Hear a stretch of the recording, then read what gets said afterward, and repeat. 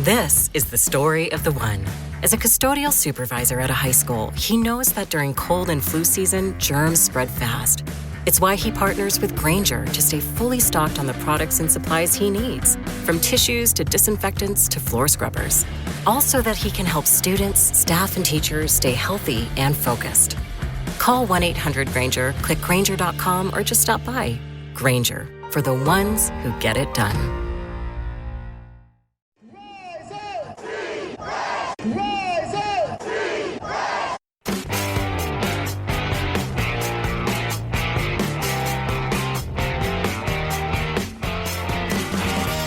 This is the Rise Up See Red podcast, all about the Arizona Cardinals and the NFL, featuring insider and outsider perspectives. Enjoy the best hour of Cardinals talk on the web. Now here are your hosts, Jess Root and Seth Cox.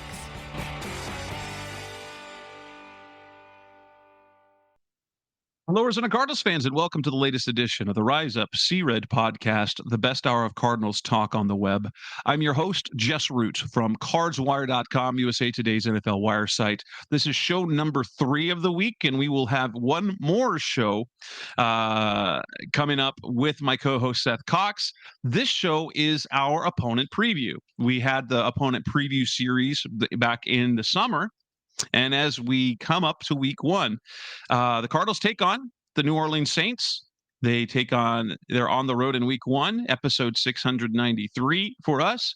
And so returning to the show after a couple of months is Saints Wire's managing editor, John Sigler. John, thanks for coming back on, as now we get to talk not about the past, not about the hope, but we've actually got a 53-man roster. We've got a depth chart that is something approaching what the actual truth is. We've got starting quarterbacks, and we've got real football. And that starts tonight with the Cowboys and Eagles. Are you glad that football is here? Because I certainly am. Man, it is such a relief to have real football to talk about. You know, we're done with roster cuts, done with transactions, done with training camp practice reports, done with the draft and free agency rumors and all of this stuff that we try and make the offseason pass by with. And now we have real games being played, real highlights to break down, and real things to analyze. And I just can't wait for Sunday to get here. And so we will start this show, which is our Cardinals Saints preview, with the enemy.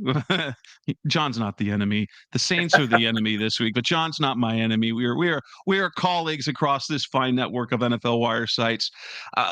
Not much to say so far, other than let's talk a little bit what's led up to the season opener in week 1. And it seemed from afar that the one storyline that lingered the entire preseason was who would be the Saints starting quarterback. Spencer Rattler or rookie Tyler Shuck. Spencer Rattler wins the job. What can you tell us about what led to that decision, and whether you think it was, and whether what you do you think is the right decision, and is it the decision that the organization hoped? Yeah, so it's not where they wanted to be, but I'm so proud of them for taking this route. And the reason being, I just don't think that Tyler Shuck was ready to start on Sunday, based off of what we saw in preseason, what we saw over the summer at training camp. He has been making growth. Okay, he has been improving week over week from one practice to the next. He's not quite there yet. And my fear is that they were going to say, look, we drafted this guy top 50, a 48th overall pick. We have to play him. You know, we drafted him where we did. We have to play him, even if he's not ready. And so many teams ruin their quarterbacks with that mindset. I think it was Kevin O'Connor, with The Athletic over the Labor Day weekend, wrote an excellent article about this, about how organizations fail their quarterbacks. And that's by rushing them in before they're ready, for pulling them out before they've had time to really settle in. And I was so relieved to see the Saints take this approach. Now, nothing against Spencer Rattler. I hope he does well. I hope he does well enough to where we never have to say, hey, maybe it's time to play Tyler Shuck. But I would much rather be throwing him in there against, Josh Sweat and Calais Campbell, against the Cardinals this week, and all of these other really stout defensive lines lined up early on the schedule for the Saints, and then put Tyler Shuck in once the schedule has leveled out a bit. Once he's gotten those practice reps in, he'll be running the scout team every day at practice, getting extra time with the coaches afterwards. Take your time, put him in there when he's ready. Don't ruin the kid before he has a shot. And that's the approach they're taking. It's what I would have done, and I'm very relieved to see them kind of sticking to this plan rather than panicking and saying, well, we have to play him because of where we drafted him.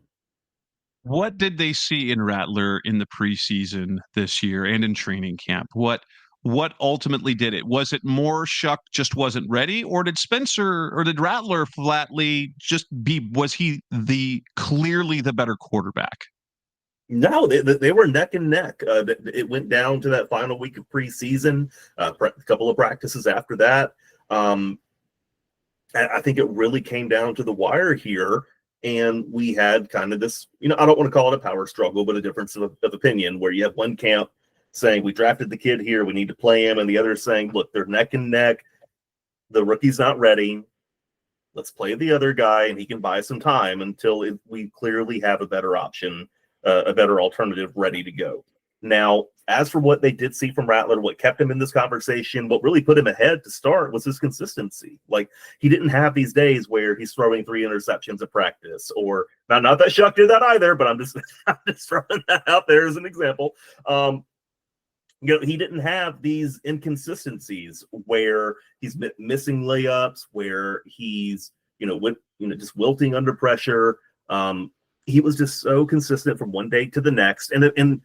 Whereas Shuck was highly variable to start out, and he had good days and bad, and he didn't really string together a lot of positives until midway through training camp. And that's when he started to close that gap with Rattler. And by the end of the summer, they were neck and neck right there together. And they went with the guy who, maybe they're a little more comfortable throwing out there right now and seeing if he can win a football game. Whereas they kind of want to keep Shuck in the holster for a little longer until they're confident that he can get out there and be that guy. Right.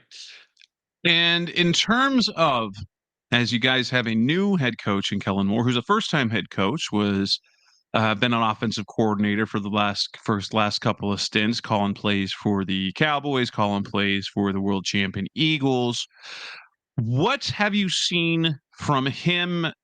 And it's tough to say so far, but what changes or what should we expect to see from the Saints offensively in terms of strategy and philosophy? So this kind of started last year when they brought in Clint Kubiak, and that was the first real departure point from the Sean Payton school of thought offensively. And that was a stronger commitment to the run. Excuse me. Relying more on these gap blocking run concepts, and just trying to take some pressure off of the quarterback. And we've kind of seen that develop further with Kellen Moore, where he's this is just one example. He had more designed touches, curl routes, screen passes for the wide receivers, Chris Olave and Rashid Shaheed, than we had ever seen in the offense last year. And so these guys, he's recognizing, hey, these are my dogs at wide receiver. I'm going to put them in a position to pick up some yards after the catch, get some blockers out in front of them. And that's not something we really saw, where these two guys instead were treated as deep threats. We're going to clear out some space underneath for the tight ends. We're going to try and get one-on-one matchups down the sideline. And they're still doing that to an extent. But both of those guys have taken on more of what I would consider a featured role in the offense. It really makes me think about watching Amon-Ra St. Brown with the Lions, where they're letting him play bully ball from the slot. And that's something we've seen Chris Olave do really effectively before. He put up just ridiculous numbers lining up in the slot at Ohio State. And he hasn't gotten to do that often enough with the Saints. And that's kind of a wrinkle that I'm really excited to see Kellen Moore emphasize this weekend. So the trio of Chris Olave, Brandon Cooks, Rashid Shaheed, how optimistic is everyone on this receiving core? Obviously, Juwan Johnson is one of the underrated tight ends in the NFL, but how does the fan base feel about the offensive weapons that they have? Man, fans feel so much better about the receiving core now than they did 2 weeks ago. And that's because the Saints traded with the Broncos to get Devon Bailey in there at wide receiver. He's already pushing Brandon Cooks to be that number 3 in the receiving core. And the funny thing to me is they don't have a single receiver on the 53-man roster who stands over 6'1", except for Devon Bailey, who is 6'5". So he really is a unique weapon in that receiving core. He's somebody I'm so excited to see in a game because he arrived so late in the preseason. We didn't get any look at him in the open practices. It's kind of a big unknown factor there, and I think there's a lot of optimism around that, where he can add some things that we just haven't seen enough of at receiver. Now, the other guy fans are excited about is Trey Palmer. He played for the Bucs the last couple of years. He was let go, and the Saints picked him up off of waivers. And he's another, kind of more slightly built 6'1", 4'3" kind of athlete. But he has put up some real production in the NFL. And I think he's another guy I'm looking at as, hey, he might be your number 4. Brandon Cooks it's very obvious to everyone that he's kind of the elder statesman, the graybeard in the room. He hasn't quite looked like the guy that Saints fans, recognized earlier in his career. And I mean, look, I get it, man. He and I are almost the same age, probably. I don't run the same way I did when I was 22. I get it. But the Saints have added this depth here, and they've added real playmakers. And I think that has given fans a lot of confidence that wasn't there when we're looking at, hey, is Dante Pettis going to be a big player for us? Is Cedric Wilson Jr. going to be active on game days? So I think things are trending in the right direction. Tight end is kind of in a weird spot where they only have 2 of them on the roster right now, in Juwan Johnson and their 7th-round rookie Moliki Motaval from UCLA. So that's kind of odd. Just in respect to everywhere Kellen Moore has gone, the tight end has been a huge emphasis in the passing game. I mean, he had I think the year Jason Witten came out of retirement, he came in and caught like 80 passes or was thrown 280 times or something wild like that. And right now, Juwan Johnson is the only dude in the room, and he just signed a big contract in the spring, and we're really hopeful that he's going to be, a big-time playmaker for this offense. On the defense, well, before we go to the defensive side of the ball, Alvin Kamara, what can we? Is he hitting that spot? Is Kendra Miller gonna have an increased role, or can Kamara still be that guy? Even though, like, he's a do everything. In terms of he had almost 1,500 yards of total offense last year. But has yet to hit the 1,000-yard mark in his career. What can we expect to see from Kamara this year as he's now hit that age 30 mark?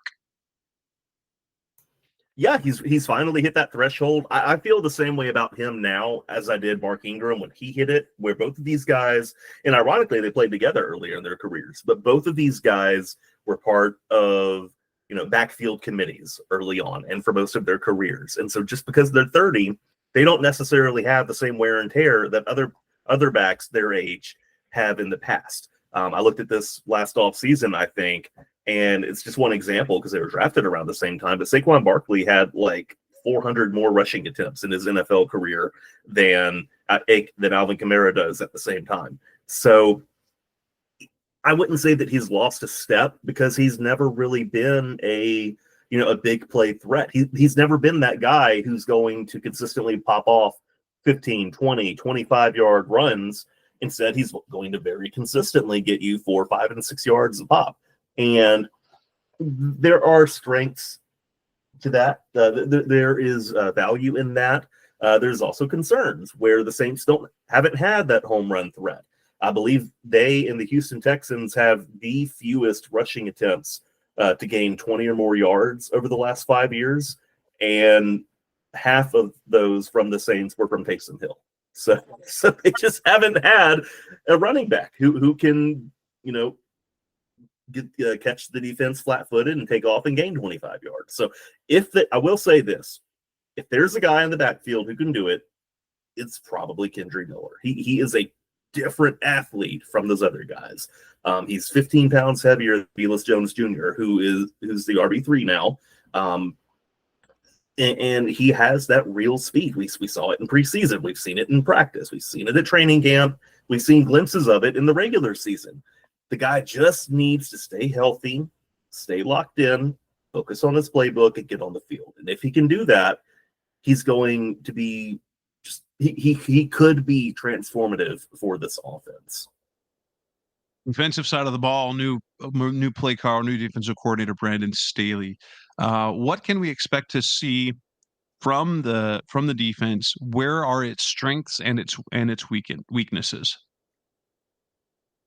Yeah, the strength is in the secondary, I think, in the back seven, where they had so many good linebackers in camp this year. And it's so tragic because he only played two of them at a time. And so they had to let some good players go. And they had one former draft pick get picked up by the Bears. A couple other guys got snatched up on practice squads. It was rough.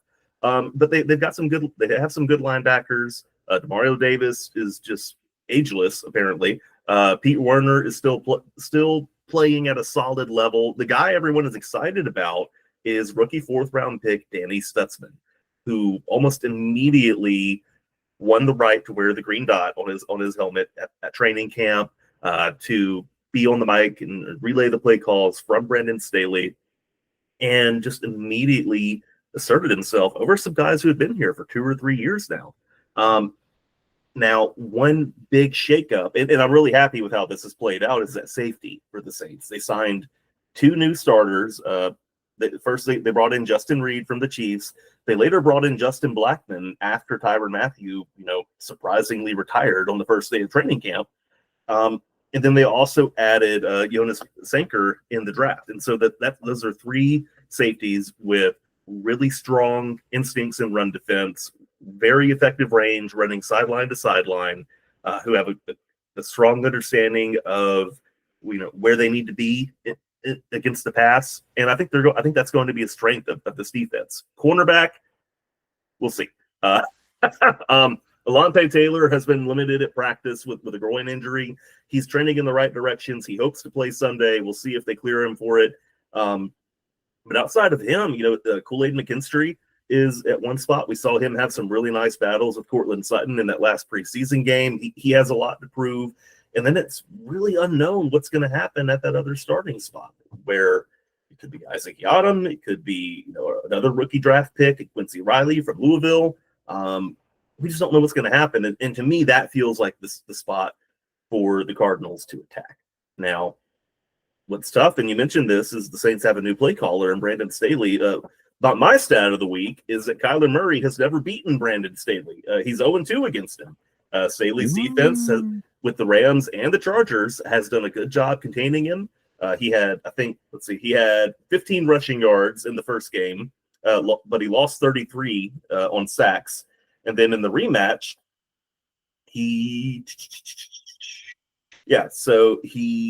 rushed for a grand total of 3 yards and lost 16. So I feel like that could be a benefit. Just having a DC who has historically done a good job bottling up running quarterbacks, who has had success against this QB specifically before. I think that could be a big pivot point for the Saints this week. Coming up next on the Rise Up C Red podcast, the best our Cardinals talk on the web. Let's move on to the next segment where we talk about keys and matchups. That's coming next on Rise Up C Red. We're back on the Rise Up C Red podcast, best our Cardinals talk on the web, talking to Saints Wire managing editor John Sigler. We move to the section where we look at this matchup this week. What are the keys? What are the matchups we're watching? What do you imagine are going to be the points of emphasis for the Saints, specifically in this game against the Cardinals? And what are the matchups that you are, whether they're individual or group, what are you most excited to watch? Yeah, so if I'm the Saints, the points of emphasis have got to be, we have to be in control in this game. We have to control the pace of play. We have to keep Kyler Murray on the sideline. We need to run the football. We need to run it well. We need to dictate the terms of engagement here. That also means defensively, they need to do a good job stopping the run. And that's something that the Saints have been very ineffective at in recent years. And so that's why they signed all of these defensive linemen. That's why they hired this all new coaching staff this spring, is to try and get back to those fundamentals and get in the right side of NFL rankings in run defense, where they've been in the wrong for way too long now. So yeah. And I know that sounds kind of shallow, like, oh, you got to be able to run and stop. You got to run the ball and stop the run. Exactly. But those are the areas where the Saints have struggled lately. So until they show me that they can do those things effectively, I'm going to continue to worry about it. Now, individual matchups to watch.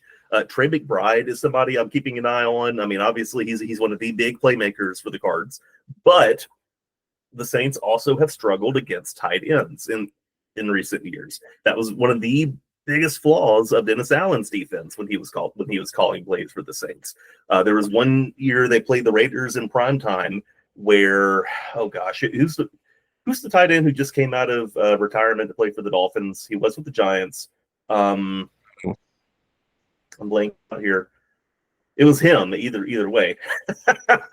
He had like 8 catches against 7 different defenders when the Saints played the Raiders one night back in like 2020, 2021.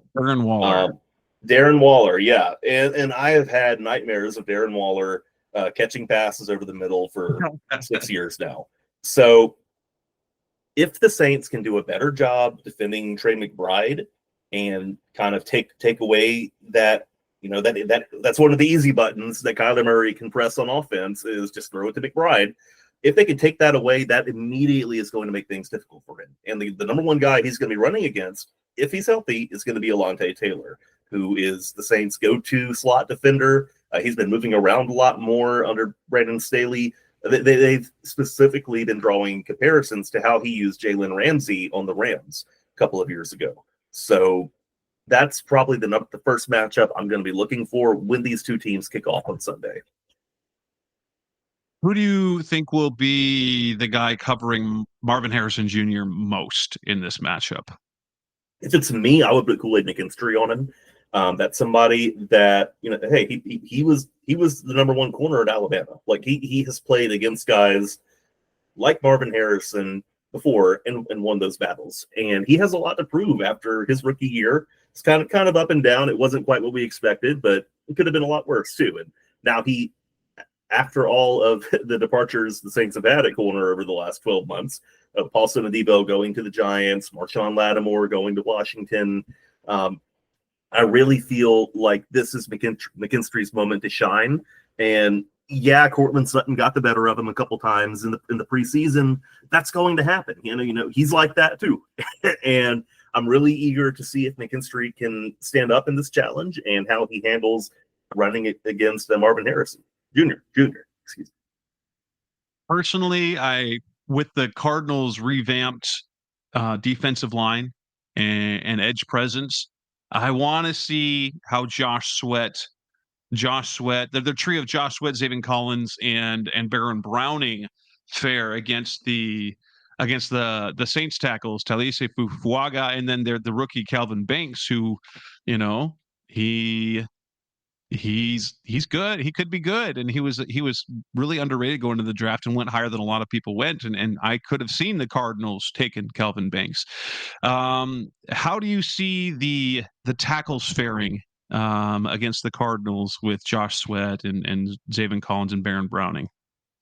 So I trust these guys a lot in pass protection. I think they've earned it. Kelvin Banks was the number one rated pass protector at PFF in the preseason. We're not just in this draft class, but out of everybody who got on the field in August.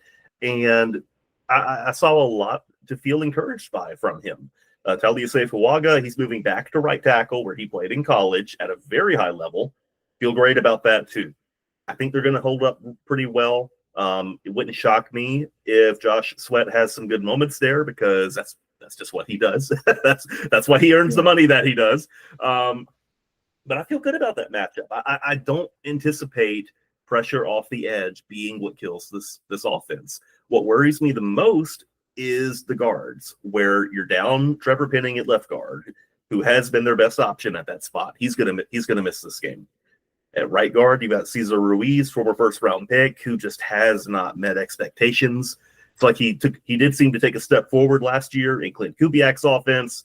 Now he's taken 3 steps back, and he's been at the scene of too many crimes, too many negative plays in the preseason. I'm worried about 51, and to me, that looks like the weak point where somebody like Calais Campbell could break through, wreak some havoc, and get the Saints team playing off balance.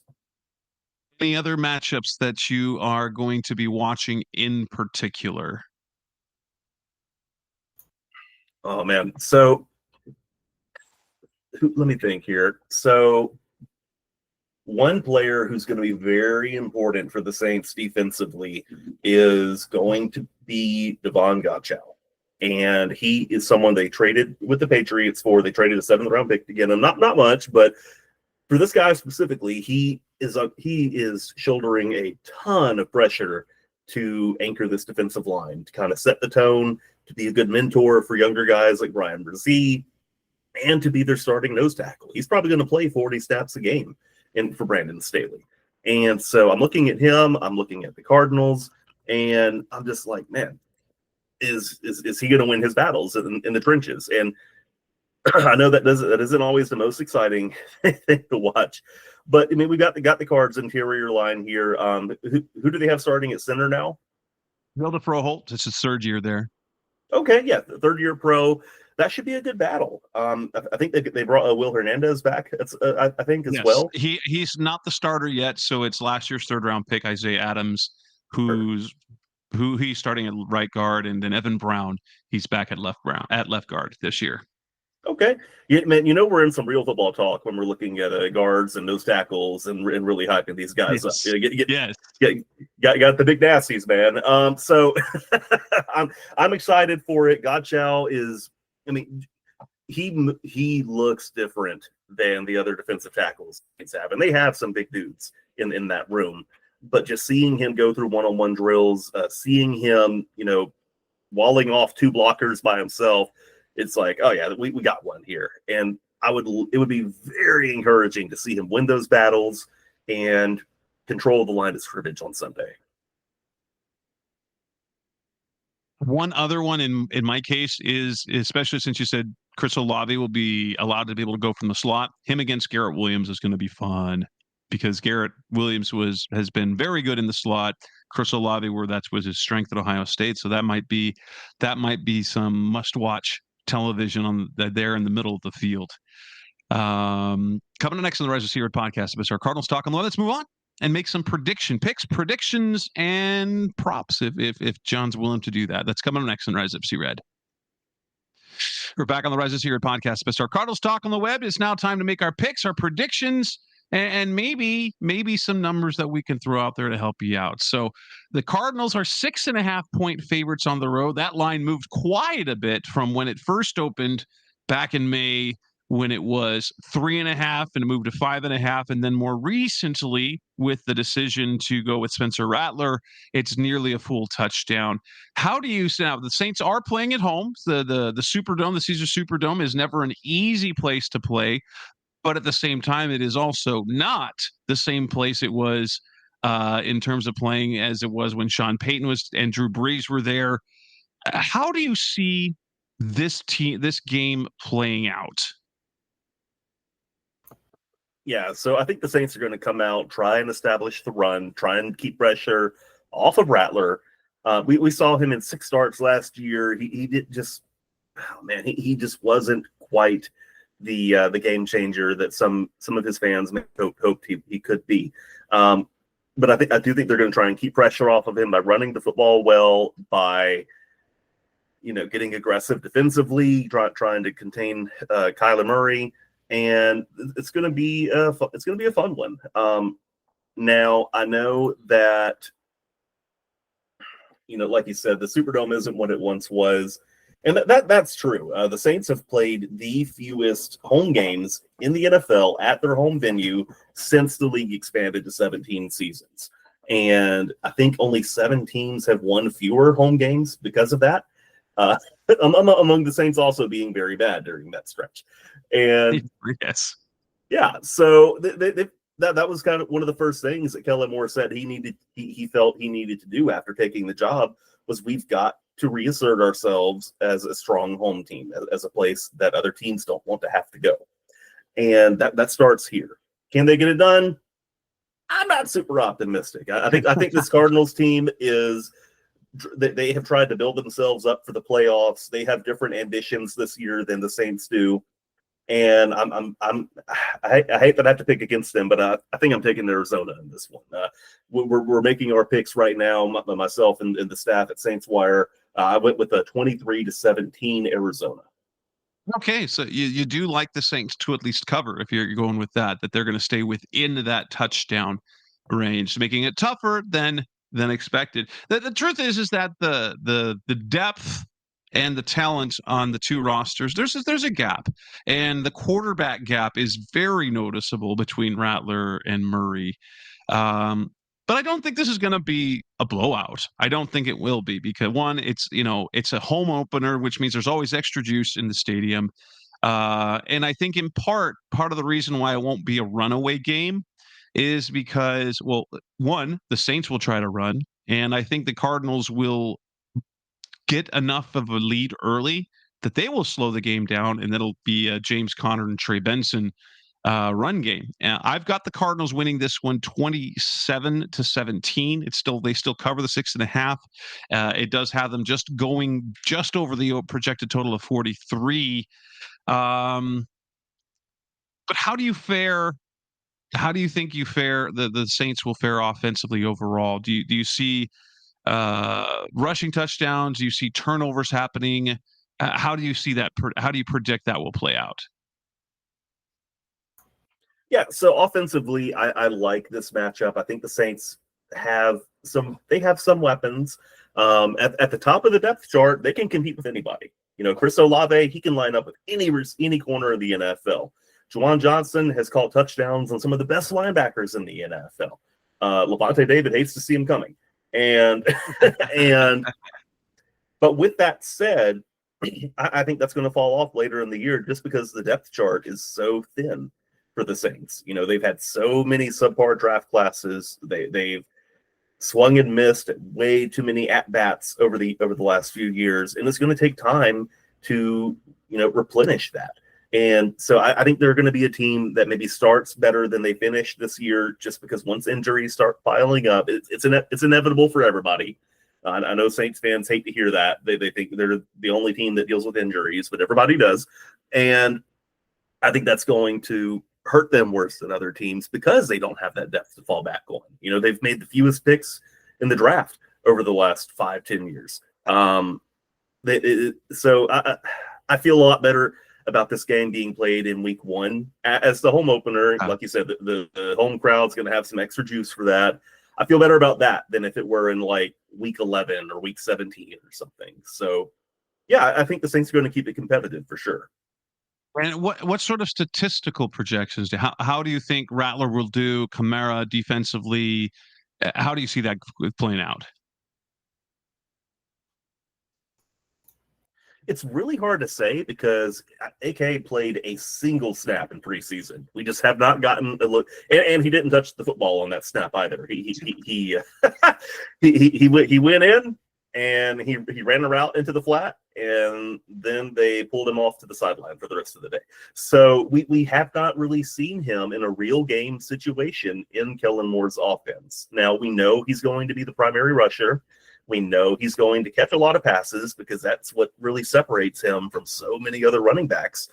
We just don't know exactly what that's going to look like. And we don't know what kind of volume he's going to see, how many touches Kendre Miller is going to get, what kind of a role Velus Jones Jr. is going to have, whether Devin Neal is even going to be active for this game. But AK is part of some pretty big plans offensively, and I'm very eager to see what Kellen has been cooking up and why he's kind of been disguising that over the last month. So I'm very excited for AK. I hesitate to put numbers on it, but he does have some of the. He might be the best running back in NFL history to never have 1,000-yard season. But if you look at his scrimmage yards, he may have more 100-yard games than almost any other active player right now. And I feel pretty comfortable saying he's going to go over 100 total from scrimmage. What percentage of that is rushing? What percentage is receiving? That's hard to say. But I do think he's going to make a big impact in this, and I'm very excited to see what they're planning for him. All right. Well, with that, we will wrap up this edition of the Rise Up Sierra podcast, the Best Hour Cardinals Talk on the Web, and give a big shout out to John. Head over to Saints Wire to see the opponent coverage that we're getting. We will see. Not only are you hearing this audio wise, but much of what we talked about in this show, you will see on our behind enemy lines posts, where I will write what John tells us about the Saints. Got a few questions for him, and on Saints Wire you'll be able to read what I had to say to him. So John, thank you so much. We will, best of luck. I'm hoping this is a Cardinals win, because if the Cardinals have any aspirations of the postseason, losing to the Saints in week 1 ain't gonna cut it, and things are gonna sound bad here. So take your lumps. Take your lumps, new head coach, and hope for the future, right? Absolutely. Look, man. Look, as long as we're not the most penalized team, as long as we're not getting blown out 69-0, like BYU did for Little Portland State last weekend, I'll be happy. So, one thing I do want to touch on before we jet here, I've been keeping up with the teams, and because as you know, having been in my position before, the upcoming draft is of high priority to the Saints, to the player, to their plans for the next year. And I've been keeping up with the schools they've been spotted at. That they were in the house when ASU took one over on Northern Arizona. They beat up the Lumberjacks last week. They did. I was there. I have season tickets to my Sun Devils. So oh, awesome, man. Well, I do. Well, look, since 2007. That's where I went to school. My mom went to school there. I went to school there. It's half an hour away from me. I've been going almost 20 years. I've been going to those games. So yeah, that was fun. And the Devils have some legitimate talent. Sam Levitt. I'm not necessarily going to be a quarter. They're looking for quarterback. Although I did talk to you about you definitely have the conspiracy theorists like me going, yeah, they drafted Tyler Shuck, but you've got Garrett Nussmeier at LSU. Right. And when his dad you got was in the his press box for dad, that game too. defensive coordinator, and sure, like. You see Manning, but you know that's not going to happen. You know the Mannings aren't going to let Arch come to New Orleans. As much as it would be great for the NFL, the Mannings won't let that happen. No, but not yet. But I've got my question for you is if you can wave a magic wand right now, get one of those Sun Devils on the Saints in next year's draft, who do you think could help them the most? I'm going to say it's probably going to be Jordan Tyson. Because he's like it. He is a incredibly talented receiver. I don't know. He's not. I don't think he's going to be necessarily what like the top receivers were this last year, but he can run past people. He's got great hands. He has great footwork and route running. Like another guy like Chris Olave, and you can move him around. He can win outside. He can win inside. He's probably their best, aside from Levitt. Tyson's probably their best talent on that team. Yeah, he's exciting. I was looking over the box score, the player grades from this one. Saw he accounted for most of Levitt's passing yards and both of his TDs here, so that would definitely be welcome. He's 6'2", so he would immediately be one of the tallest receivers in the room for New Orleans. Yeah, we do, man. So that's exciting. I'll be sure to remember his name. Hopefully, he can make some more big plays for you guys over here in the fall. All right, man. Thank you, John, for your time, and we will wrap up this edition of the show. You will catch this on Cards Wire. You'll get John's answers to my questions for Behind Enemy Lines on Cards Wire as well, and you can catch what I have to say to him over at Saints Wire. Check out the coverage over there, as we're going to see the Saints in their gold on black uniforms taking on the Cardinals in their all road whites. Can't wait to see it happen, guys. Thanks, John, for so much for your time. We'll be back again tomorrow with our show with my regular co-host Seth Cox as we preview the Cardinals game ourselves. That's John Sigler. Catch him again on Saints Wire. I'm Jess Root. Thanks for listening as always. We'll be back again soon. Thanks for listening to the latest edition of the Rise Up, See Red podcast. Listen to previous episodes and subscribe to the show on Apple Podcasts, Stitcher Radio, Audioboom, or many other podcast platforms so shows are delivered directly to your mobile device. Please give the show a 5-star rating and always support the sponsors who support the show. We'll be back soon for the best hour of Cardinals talk on the web. Rise up, Red Sea, be red, see red, and of course, rise up, see red.